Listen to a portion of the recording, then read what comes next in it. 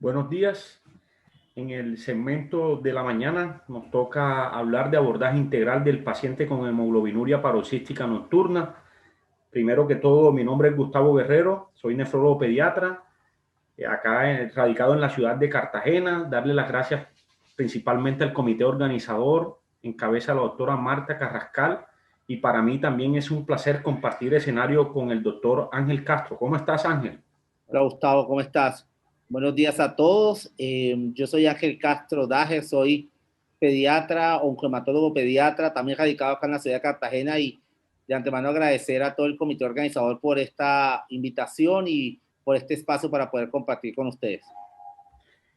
Ángel, como es un tema de hematología, ¿qué tal si nos puedes mostrar cuál es la definición o qué nos hace pensar en hemoglobinuria paroxística nocturna?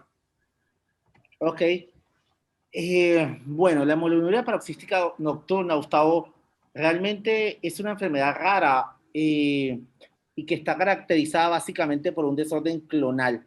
Cuando hablamos de desorden clonal, hablamos de una alteración que nace desde la stem cell de la célula pluripotencial hematopoyética y del cual vamos a probablemente hablar más adelante.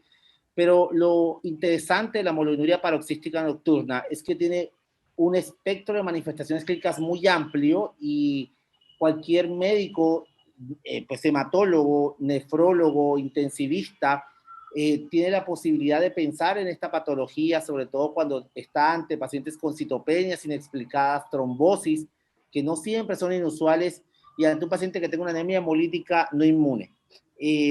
Más adelante vamos a profundizar un poco más en la fisiopatología, pero en general es entender que al tener manifestaciones clínicas variables, no siempre es fácil hacer el diagnóstico y tenemos pacientes que van desde estar asintomáticos, a pesar de tener un clon de la enfermedad, hasta tener una enfermedad severa que puede causar la muerte en muchos de los pacientes.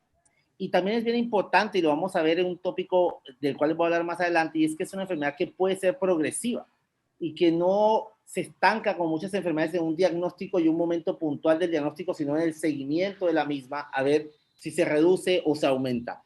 Creo, para dejarlos como una abrebocas, que es una enfermedad para mí que es bastante fascinante desde la fisiopatología y desde el manejo y el seguimiento.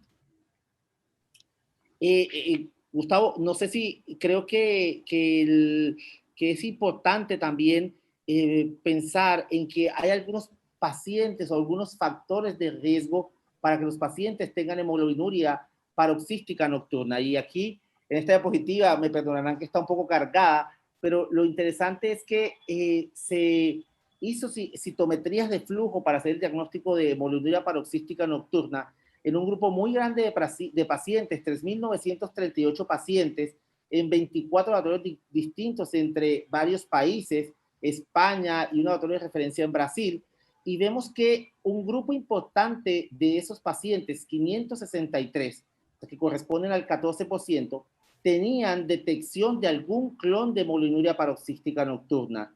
Y es bien importante porque muchos de esos pacientes tenían otros diagnósticos como anemia plástica, citopenia idiopática, síndrome mielodisplásico, y aún así tenían el clon de hemoglobinuria paroxística nocturna. Y ahorita más adelante lo vamos a ver también. Y esto nos hace pensar que siempre ante las tres características clínicas que vimos anteriormente, es importante pensar en HPN para hacer un diagnóstico temprano y evitar complicaciones en los pacientes. Creo, Gustavo, ¿nos podrías tú hablar un poco, además de lo que les mencioné ahorita, Gustavo creo que nos podría explicar más adelante un poco de la fisiopatología de la enfermedad?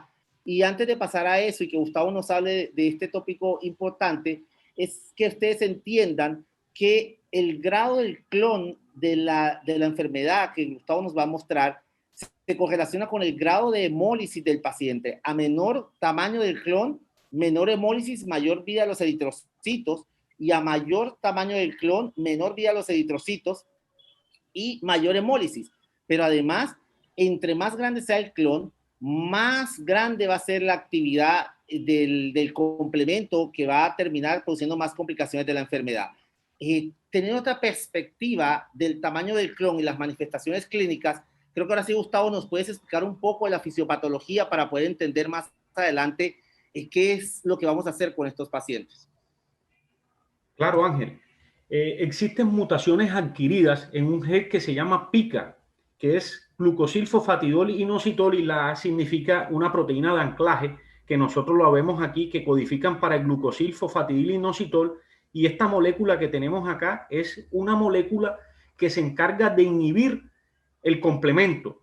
Pero estos son factores inhibitorios del complemento adheridos a superficie, no son las moléculas o los inhibidores o controladores del complemento de forma soluble que se encuentran en el plasma, no son adheridos a superficie. Como lo vemos aquí, estas moléculas pueden expresarse en células intactas como eritrocitos, granulocitos, plaquetas.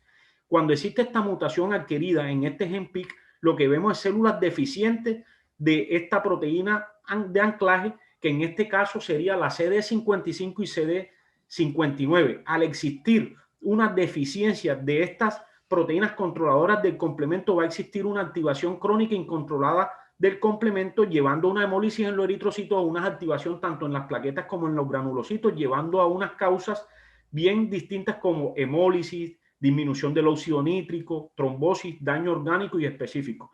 Analicemos mejor de una vista bien detallada de cada una. Por ejemplo, este es un paciente sano que tiene su gen PICA expresado en el cromosoma X, que es normal. Este es el glucosilfosfatidilinositol GPI, y esta es la proteína anclada. Puede ser la CD55 y CD59 para ir teniéndola su nombre. Si se produce una mutación de este gen en las células, por ejemplo, madre pluripotencial o la célula sanguínea madre, nosotros vemos que esta proteína no se puede expresar en la superficie celular y no tiene el anclaje, y de esta forma se dispara la cascada del complemento. Las células hematopoyéticas resultantes son portadoras de la misma mutación que se produjo de forma adquirida y lleva un carácter de expresión en la superficie de las celulares de todas las células que la expresan, como eritrocitos, granulocitos, plaquetas, linfocitos, monocitos. Si nosotros vemos aquí, estas son las células que tienen el clon, que tienen la mutación. Básicamente no son solo, son algunas que se van transmitiendo la una a las otras. Si nosotros vemos en la fisiopatología, esto da a lugar a unas poblaciones de células sanguíneas que carecen de estas proteínas de anclaje.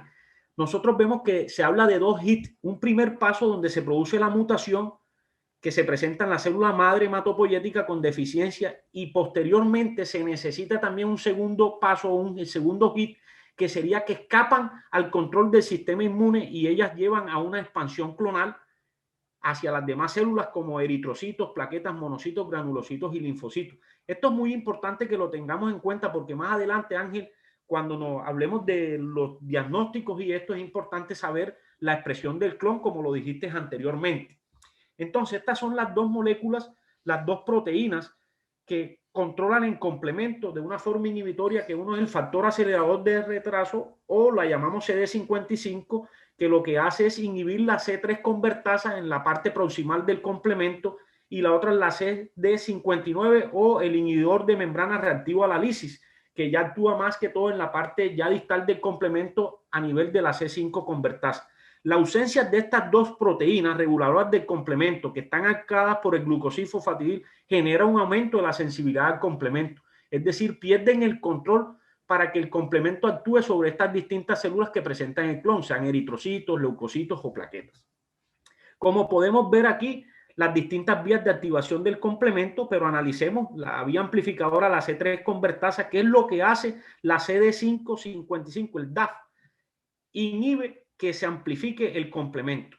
Al estar mutada o no mutada esta proteína, sino que no está anclada, no protege y hay una sobreactivación del complemento.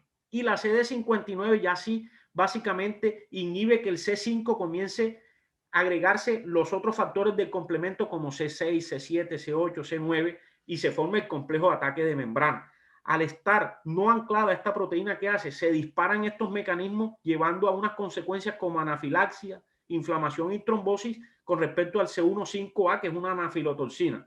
Y la otra porción, cuando se asciende del C5 a C1,5A y C1,5B, la C5B es la que va a conformar el complejo de ataque de membrana, al ir adhiriéndosele C6, C7, C8 y C9, llevando como consecuencias principales la hemólisis que caracteriza a estos pacientes, la inflamación y la trombosis, que de esto depende mucho y aporta para el pronóstico de estos pacientes. Un ejemplo Ya sabemos que la CD555 inhibe la C3 convertasa, mientras que la otra, aquí vemos lo normal, vean el C5 cómo se va agregando el C5b y las demás fracciones del complemento, las demás proteínas del complemento para formar el complejo ataque de membrana.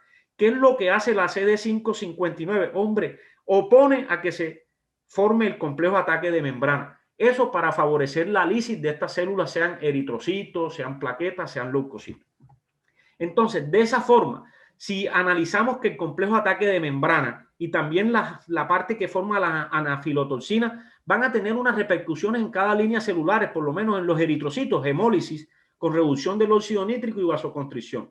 Activación endotelial, con aumento de los niveles de factores tisulares, quimoquinas, daño endotelial, llevando a trombosis. Activación de los leucocitos, con aumento de los factores tisulares y liberación de citoquinas que predispone a trombosis. Y por ende, la otra línea, la activación plaquetaria, que se produce una agregación plaquetaria, generación de fibrina que favorece la trombosis. Entonces aquí estamos viendo cómo están estas características importantes fisiopatológicas, por un lado la hemólisis y por un lado la trombosis, que son características de la hemoglobinuria paroxística nocturna. La hemólisis que se da en estos pacientes se caracteriza por una hemólisis intravascular, no extravascular, es decir, la hemólisis que se da es dentro del vaso. Estas proteínas evitan la hemólisis por cizallamiento de los eritrocitos y de las demás células cuando van atravesando los distintos vasos, pero como no están, no lo pueden evitar y eso hace que se hemolicen esas células, llevando a liberación de hemoglobina libre intravascular. Esta se une a la altoalbúmina, ya sabemos, se consume y se puede depurar por el hígado. Si se consume la altoalbúmina, la hemoglobina libre se excreta en los riñones y mire, una característica de hemoglobinuria, pero no siempre la vamos a encontrar. Por eso muchas veces, Ángel, decimos que hemoglobinuria paroxística nocturna es una enfermedad mal llamada. Puede dar la hemoglobinuria en cualquier parte, no puede ser nocturna y generalmente tampoco es paroxística, o sea, le quedó llamándose sobre ese nombre. Ya la hemólisis extravascular no es la característica en este cuadro se puede presentar, pero en pacientes que están sometidos a tratamiento. No vamos a ahondar en ese tema, nos quedamos con la hemólisis intravascular, porque se produce por el cizallamiento de las células al atravesar los vasos sanguíneos. Y aquí vemos como hay una activación plaquetaria, hemólisis de los eritrocitos, activación leucocitaria, endotelial, eso que lleva, como les expliqué, hemoglobina libre se libera, disminución del óxido nítrico, favorece a trombosis, más la activación y la agregación plaquetaria con la liberación de citoquinas, entonces la trombosis. Algo importante, la trombosis arterial y venosa en estos pacientes. No es solo la hemólisis, sino la trombosis arterial y venosa. El cuadro clínico, conociendo la fisiopatología, entonces el cuadro clínico es un cuadro clínico muy diverso, muy variado. Manifestaciones inespecíficas, distintas hemólisis y trombosis, como lo podemos ver aquí. Lo importante que tenemos que tener en cuenta cuando nosotros pensamos en hemoglobinuria paroxística nocturna, el cuadro es muy bizarro, el cuadro se solapan muchos síntomas, pero miren, aproximadamente entre el 20 y el 35% de los pacientes fallecen entre los primeros 5 a 10 años después del diagnóstico. Estos son distintos estudios que coinciden con la tasa de mortalidad de estos pacientes a los 5 años y algunos a los 10 años, como el estudio de Hillman, reportado en New England Journal desde 1995. Hay otros más nuevos, pero para que observemos la tasa de mortalidad de estos pacientes a 5 o 10 años. Una actividad elevada de la enfermedad puede pronosticar el riesgo de la morbilidad y mortalidad, eso lo vamos a ver en la vigilancia, pero algo que quiero con este slide es mostrar que una de las características principales indiscutiblemente es la anemia, entre el 88 y el 94%, pero miren, muchos pacientes llegan a la consulta por fatiga en el 80%.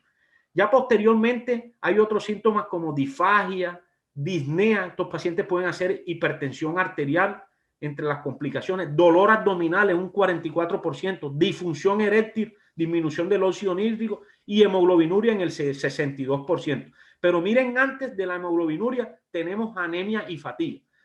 Estas que vemos al lado de la derecha son las complicaciones de las que puede sufrir un paciente con hemoglobinuria paroxística, con HPN. La trombosis, los daños renales y la hipertensión pulmonar. Tenemos un espacio para hablar de ellas con unas 4 o 5 diapositivas. Este es el estudio, como les mostré, la característica principal o la manifestación principal es fatiga, seguida por cefalea, disnea, hemoglobinuria. Son síntomas muy variados. No siempre el paciente va a llegar, es que yo estoy hemolizando, es que yo tengo trombosis. No, tenemos que conocer estos factores de riesgo, los síntomas que predisponen a estos pacientes o que sufren estos pacientes, y eso nos puede ayudar mucho. Ya la hemólisis crónica es la causa subyacente de la morbilidad progresiva y la mortalidad programativa en pacientes con hemoglobinuria. Pero estas son las complicaciones: trombosis, enfermedad renal crónica e hipertensión pulmonar. Pero antes de hablar de las complicaciones, yo quisiera que el doctor Ángel Castro nos diga cómo hacemos el diagnóstico de hemoglobinuria paroxística nocturna. No nos vayamos todavía a las complicaciones. Yo tengo esa cantidad de síntomas que les expliqué. Yo tengo la sospecha porque el paciente me hizo una trombosis. Yo tengo fatiga. Yo tengo un paciente con disnea. Tengo antecedentes de dolores abdominales recurrentes. ¿Cómo puedo hacer el diagnóstico de esta enfermedad, Ángel? Bueno, Gustavo, realmente lo complejo es sospechar la enfermedad y que el médico de cualquier especialidad que esté enfrente de un paciente con un cuadro clínico que ustedes, pues como tú mostraste, que realmente puede ser cualquier otra enfermedad, se le prenda un poco el bombillo y pensar en HPN, porque hacer el diagnóstico no es tan complejo porque se basa en una sola prueba que es una citometría de flujo. Pero antes de hablar de la citometría, me parece bien importante precisarles que el diagnóstico temprano es muy importante para disminuir las complicaciones de la enfermedad. Y podemos ver cómo en esta diapositiva, en la parte superior, tenemos el cuadro completo de signos y síntomas que pueden hacer sospechar en la enfermedad. Y todos esos signos asociados a cualquiera de los siguientes, o una citopenia, que es la disfunción medular, o hemólisis o trombosis asociados a la clínica nos deben hacer pensar en hemoglobinuria paroxística nocturna para, de esa manera, pedir la citometría de flujo y hacer el diagnóstico preciso de la enfermedad. Ahorita les voy a hablar un poco de las características puntuales de la citometría, porque tiene que ser una citometría de alta sensibilidad para detectar pequeños clones de la enfermedad, porque ya como vimos anteriormente, entre más grande sea el clon, más complicaciones va a tener. Entonces, la intención es diagnosticarlo con clones pequeños.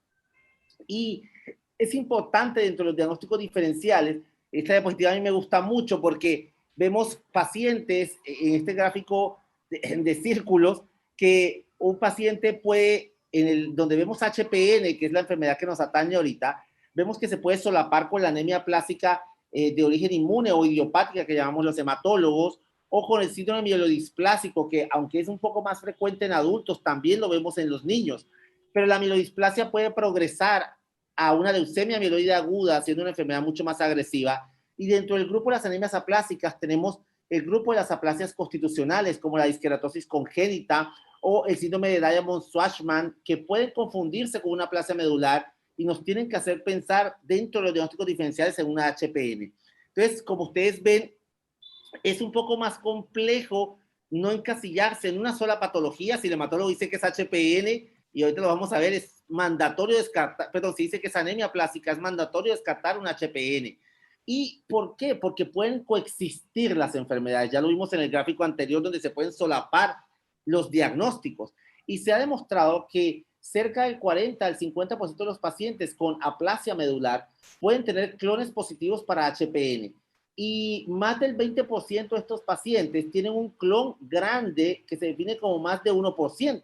Entonces, no casarnos, sobre todo cuando el hematólogo dice es que es una aplasia medular, uno tiene que decir que es aplasia medular cuando demostró que no es una HPN, ¿sí? Porque pueden tener manifestaciones clínicas similares, inclusive coexistir, y el tratamiento, dependiendo de la manifestación clínica, va a variar. En la siguiente diapositiva podemos ver también como un grupo importante de pacientes, cerca del 10% de los pacientes que tienen diagnóstico de mielodisplasia, que no es un diagnóstico fácil en la hematología, tienen clones positivos para HPN. Y eso corresponde a clones mayores al 0.01%. Y entonces también, igual que en aplasia medular, se considera que todos los pacientes con diagnóstico de mielodisplasia deben tener una citometría de flujo buscando HPN que sea negativa para poder dar el diagnóstico de síndrome mielodisplásico y así puede hacer el tratamiento efectivo, porque la mielodisplasia, por ejemplo, se trata con quimioterapia y trasplante de médula ósea, no siendo ese el tratamiento efectivo para una HPN y puede tener muchas complicaciones para esta. Y en la siguiente diapositiva, también vemos en los pacientes que tienen citopenia idiopáticas persistentes, sobre todo esos pacientes que tienen leucopenia persistente, y en la edad pediátrica somos un poco folclóricos a veces en decir, no, eso es una leucopenia benigna, eso no le produce nada, y ahí puede haber un clon de HPN, cerca del 10% de estos pacientes también. Y si esa citopenia incluye una anemia, la posibilidad de que tenga HPN se sube casi al 25%, ¿sí? Pero si es citopenia sin anemia, miren que es solo 5.1%. Entonces, ojo con las citopenias, que sea leucopenia más anemia o trombocitopenia más anemia, para poder hacer el diagnóstico de HPN. Y en la siguiente diapositiva, es importante en el grupo de los pacientes que presentan hemólisis. Y definir o diagnosticar las hemólisis desde la hematología realmente no es tan complejo cuando uno tiene clara la fisiopatología que Gustavo nos mostró anteriormente, entendiendo que la hemólisis de la hemoglobinuria paroxística nocturna es intravascular. Y cuando uno tiene claro que al liberarse la hemoglobina del glóbulo rojo, la proteína protectora del endotelio se llama aptoglobina. Esta aptoglobina tiene como función captar las moléculas de globina que quedan libres y llevarlas al hígado. En la medida en que yo tengo un grado alto de hemólisis, la aptoglobina se consume, y es por eso que podemos tener aptoglobinas bajas en los pacientes con HPN. Recordar que, obviamente, como tienen hemólisis, va a disminuir el nivel de hemoglobina, y al ser una anemia hemolítica, la respuesta medular es tener reticulocitos altos, ¿sí? Y así como la aptoglobina lleva la globina al hígado, el hígado lo que hace es convertir esas globinas en bilirrubinas, conjugándolas y aumentando la bilirrubina indirecta, porque se satura el sistema de conjugación hepático. Y por último, la otra prueba que nos puede hacer pensar en hemólisis es la LDH, que es un marcador realmente de recambio celular.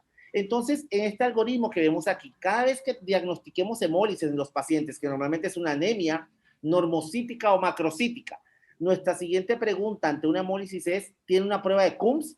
Si la prueba de Coombs es negativa, tenemos que estudiar otro tipo de anemias pensando en HPN. Si la prueba de Coombs es positiva, el diagnóstico está hecho como anemia hemolítica autoinmune. Y nos vamos al otro lado. Una prueba de Coombs negativa en un paciente que tenga un alto grado de hemólisis nos tiene que hacer pensar en HPN y pedir una citometría de flujo. ¿Listo? Es bien importante tener claro eso. Y ese tipo de anemias, al hacer la citometría y descartar los otros tipos de anemias no inmunes, como las membranopatías o las hemoglobinopatías, que están en el lado izquierdo de la diapositiva, hacemos la HPN, la citometría, y si la citometría es positiva, tenemos diagnóstico de HPN. Pero si en la morfología de los glóbulos rojos en el estenio de sangre periférica vemos esquistocitos, y es un grupo importante de pacientes también que tenemos que tener en cuenta, nos toca pensar inmediatamente en una microangiopatía trombótica. Y el siguiente paso ante una microangiopatía trombótica, que tiene muchísimas causas etiológicas, es descartar que no tenga una deficiencia de Adams 13, la cual se puede medir fácilmente en sangre periférica. Y si es menos de 5% con esquistocitos, es una púrpura trombocitónica trombótica. Si es más de 5%, sería un síndrome hemolítico urémico atípico. Y si está con algunos signos clínicos como diarrea, será un SHU asociado a toxina de Shiga. Entonces, si uno es juicioso en el algoritmo, hemólisis, Coombs directo, y dependiendo de lo que diga el Coombs, así nos moveremos para poder hacer el diagnóstico de la anemia hemolítica pensando en HPN. Y en la siguiente diapositiva podremos ver que algunas consideraciones importantes sobre el diagnóstico. La citometría de flujo es una prueba asequible en nuestro país. En todos los lados del país, si bien es cierto, no todas las ciudades tienen citómetros para hacer citometría de flujo, y no todos los sitios donde hacen citometría, que teóricamente está ideada para estudiar leucemias o enfermedades neoplásicas hematológicas, muchos de estos centros ya tienen estandarizados los protocolos para estudiar HPN. ¿Qué hace la citometría? Como Gustavo les mostró en la fisiopatología, en la HPN hay una deficiencia de la proteína de anclaje. En la citometría uno utiliza anticuerpos que tienen marcados con un fluorocromo de muchos colores, verde, azul, magenta, blanco, muchísimos colores. Y lo que hacemos es que utilizamos anticuerpos específicos contra la proteína PIGA, que es la que está anclada en la membrana.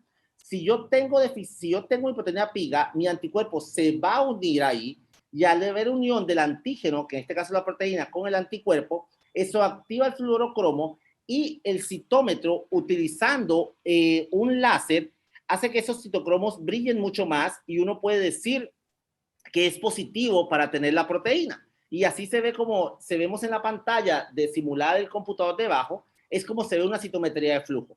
Entonces yo puedo ver verde, si mi citocromo para piga es verde, digo aquí hay mucho piga, quiere decir que no tiene deficiencia la proteína. Pero si yo hago esta prueba y el fluorocromo no enciende, mi interpretación es que ese paciente tiene una deficiencia de la proteína pegada a la membrana y yo tengo que, o yo no, quien hace la citometría tiene que cuantificar de qué tamaño es ese clon que tiene deficiente esa proteína.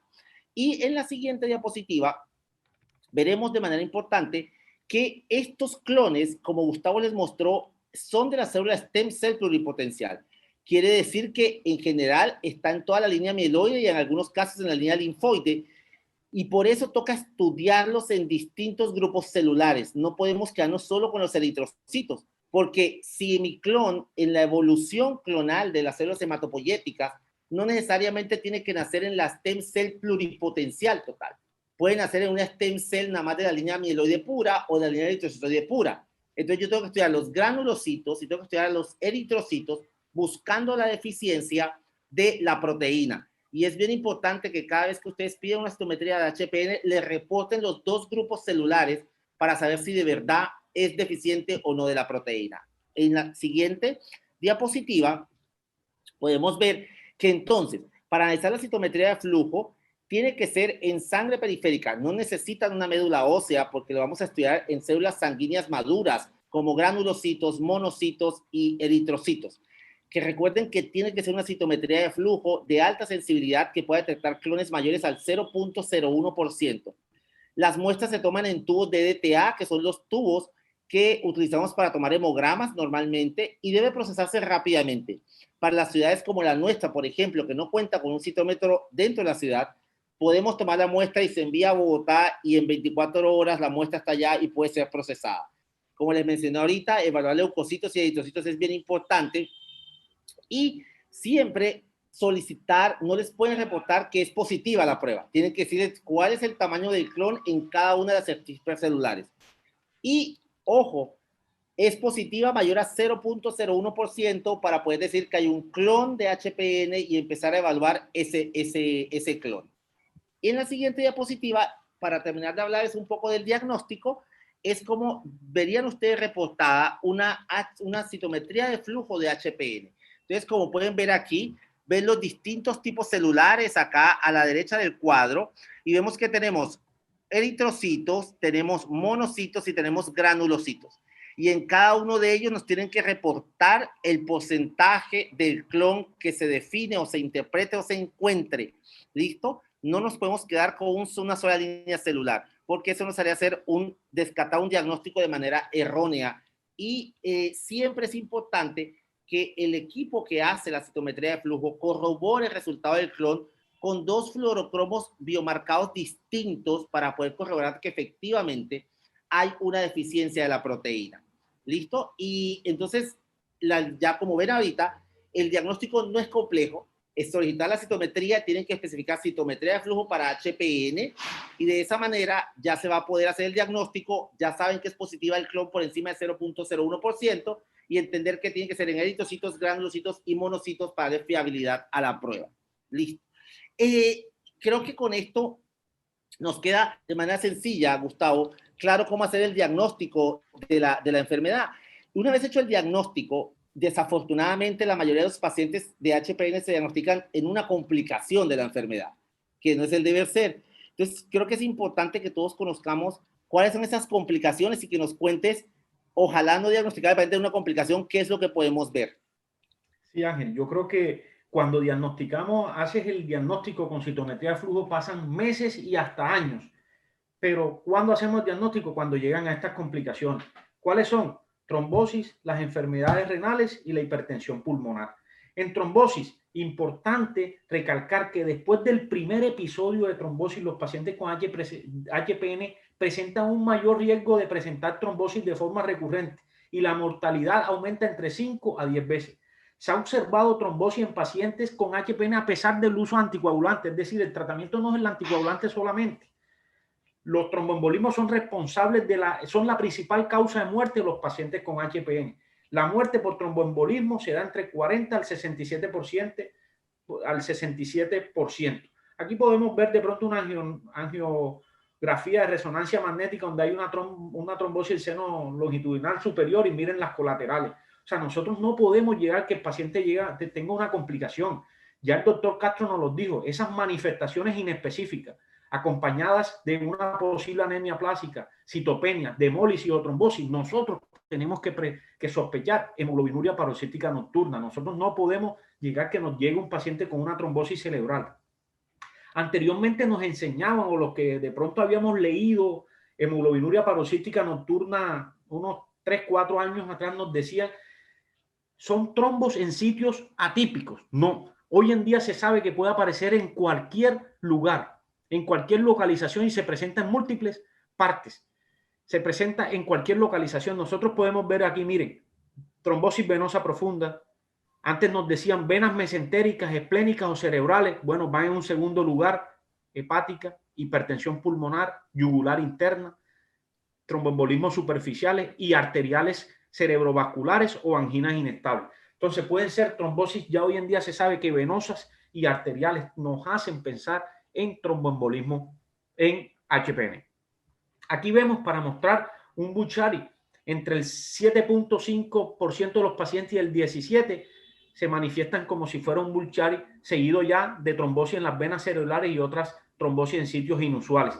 Aquí vemos el TAC de un paciente con una hepatomegalia y esplenomegalia más ascitis y signos de obstrucción intrahepática por el síndrome Buchari por la obstrucción de la suprahepática. La trombosis en pacientes con HPN, pensemos, puede ser potencialmente mortal. Es la causa principal de muerte. El primer evento tromboembólico puede matar al paciente. El primer episodio multiplica el riesgo de otros episodios y puede llevar a la muerte entre un 5 a 10 veces, ya se los dije. Y la probabilidad de sufrir un tromboembolismo venoso es 62 veces mayor en los pacientes con HPN que entre la población general. Es decir, la fisiopatología concuerda con las complicaciones, pero a medida que el cuadro se va haciendo cada vez más florido. Otra complicación, la enfermedad renal. La enfermedad renal. Los pacientes pueden presentar enfermedad renal. Existen distintas causas. Yo creo que esto es una sola conferencia. Existen distintas vías por la hemosiderosis que se presenta en el túbulo renal. Ya nos explicó el doctor Castro que la hemoglobina al quedar libre se deposita en el túbulo renal, tanto proximal y en los demás glomérulos. Hemoglobinuria, trombosis arterial y venosa a nivel renal también se puede presentar y eso nos lleva, como vemos aquí, a un daño renal crónico de forma progresiva. Este es un glomérulo, este es una biopsia normal, miren los glomérulos y ya esta es una biopsia con mucha fibrosis y atrofia tubular, con depósitos de hemosiderina, que es lo negrito que se ve. Aquí podemos ver, existen en la literatura reportes de síndromes de Fanconi por disfunción tubular renal proximal, aquí en esta vía.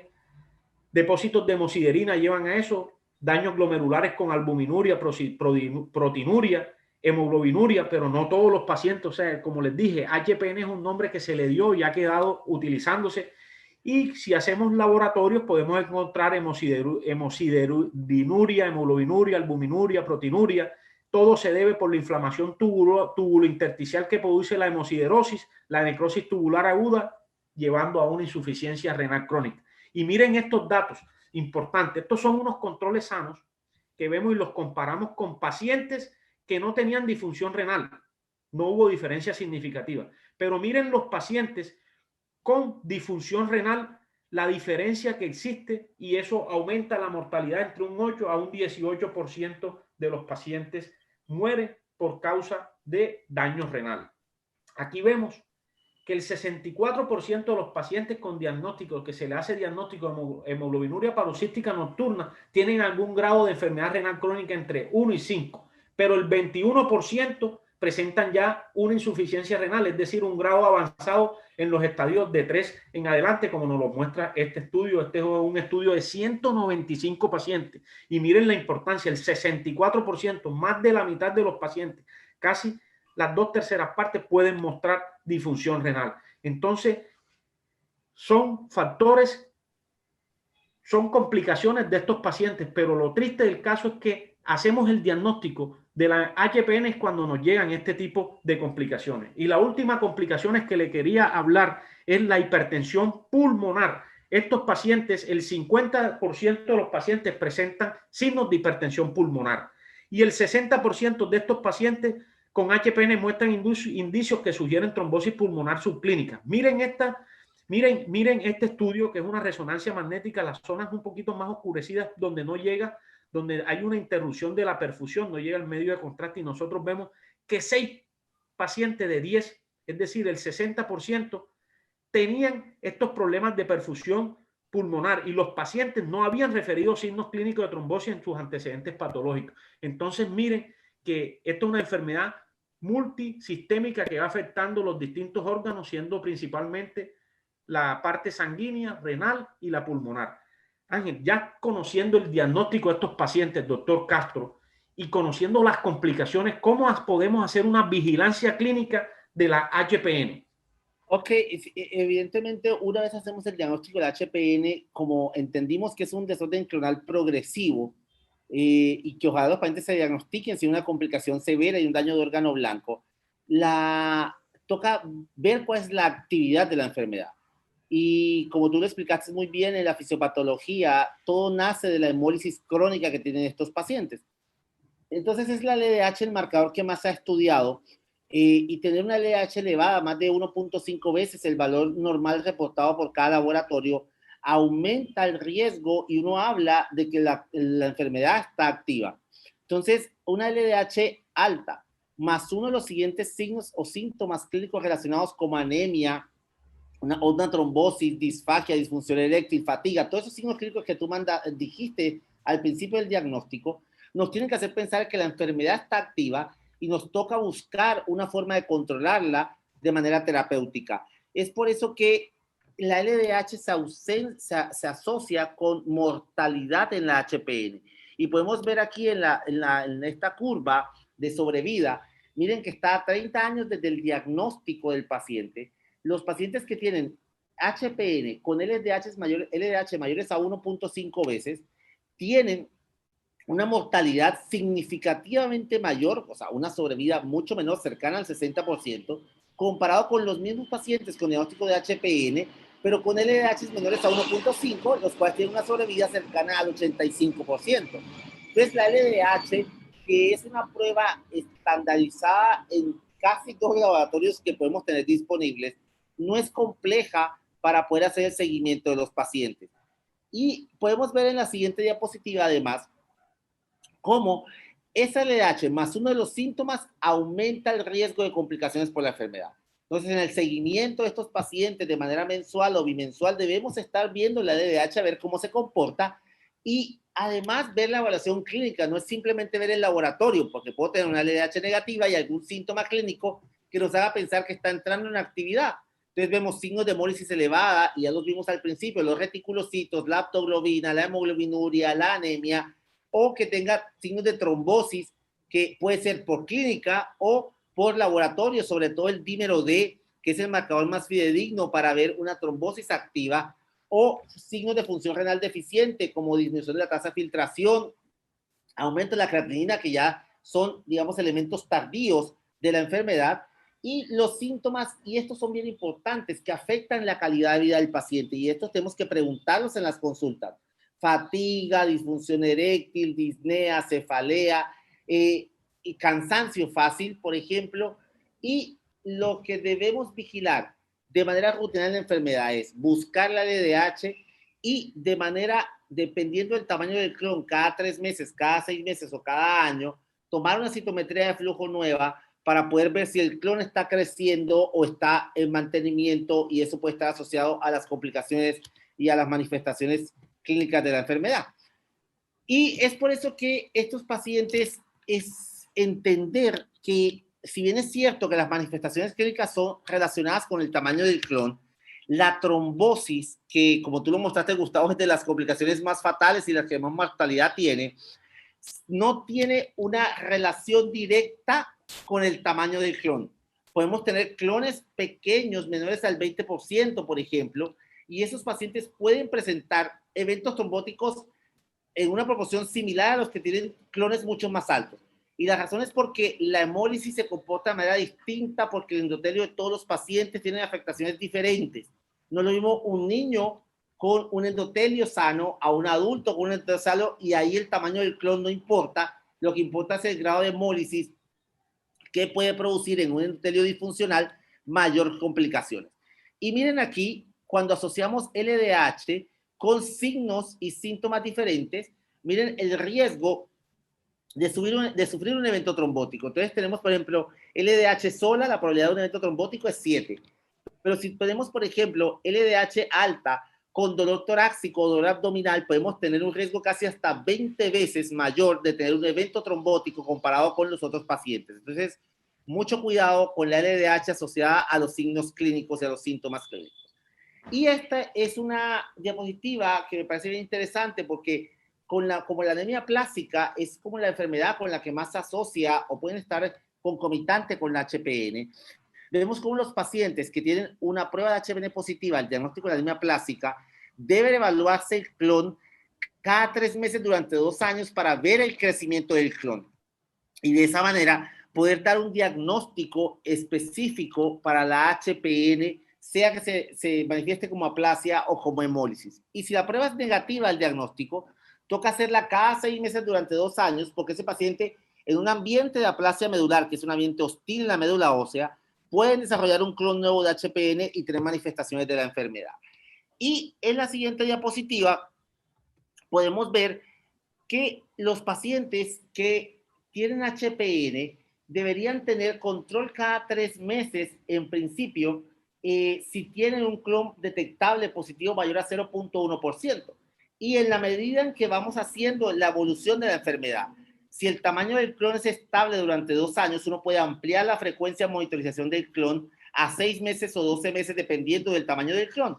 Y si esa HPN es negativa, pero sigue teniendo signos y síntomas sugestivos de HPN, debemos repetir la citometría en 6 meses para ver si aparece y podemos medir el clon o no, y de esa manera hacer el seguimiento, como los pacientes que tienen una prueba detectable positiva para HPN. Entonces, fíjense que no es tan complejo y es pensar que el clon puede crecer o puede mantenerse o puede aparecer a pesar de tener una prueba negativa inicial diagnóstica. Y en la siguiente, yo quisiera mostrarles yo creo que yo cerrar acá, y es cuál es el tratamiento una vez tenemos el diagnóstico del HPN. Afortunadamente para la HPN manifestación hemolítica, tenemos un tratamiento actual que es el eculizumab. Eculizumab es un anticuerpo contra C5. El doctor Guerrero les mostró claramente la fisiopatología que C5 se convierte en la vía común de todas las vías del complemento y es el que termina activando el complejo de ataque de membrana.